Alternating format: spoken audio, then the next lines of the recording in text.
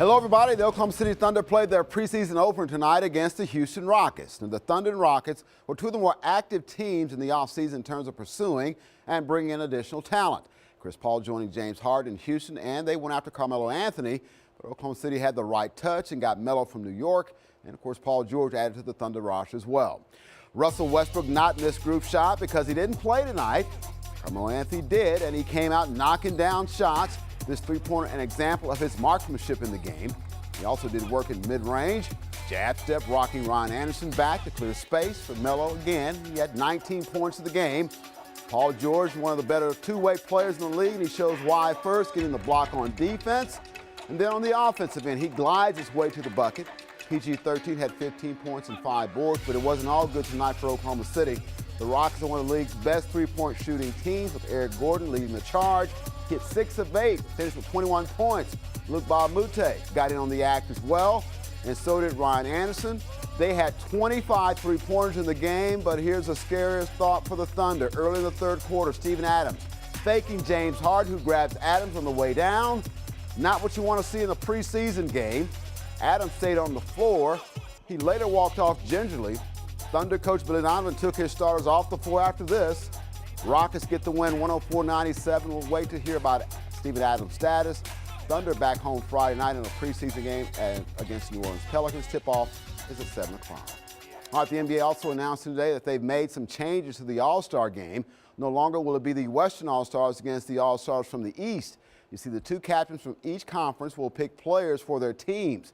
Now, fans still get to vote for the starters and the coaches pick the reserves, but allowing the captains to pick teams together means you could have some teammates opposing each other on the All-Star game. Now, safe to say that Russell Westbrook probably won't be picking Kevin Durant.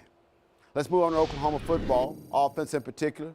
Quarterback Baker Mayfield said he spent part of his bye week hanging out with California native and freshman tight end Grant Calcaterra. Now, though he's just a freshman, Calcaterra's made quite a mark on the team ever since he arrived back in the spring.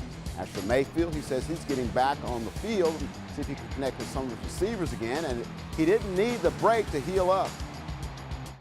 No, I mean, I've been fortunate enough to, stay healthy, so keep that going. I think that, goes hand in hand with how I'm playing. I took a couple more shots against Baylor that I hadn't taken in a while, but it's football. I'm going to take those hits, but, yeah, like I said, the bye week wasn't for me resting my body. It was more for those other guys that, really put their body on the line each week. Oklahoma facing Iowa State this weekend in Norman. That game can only be seen right here on Fox 25. We got a pregame show at 10 that morning with the game kicking off at 11 a.m. We've hit October, and football coaches are starting to feel the heat. Some like UTEP Sean Kugler, who already stepped down.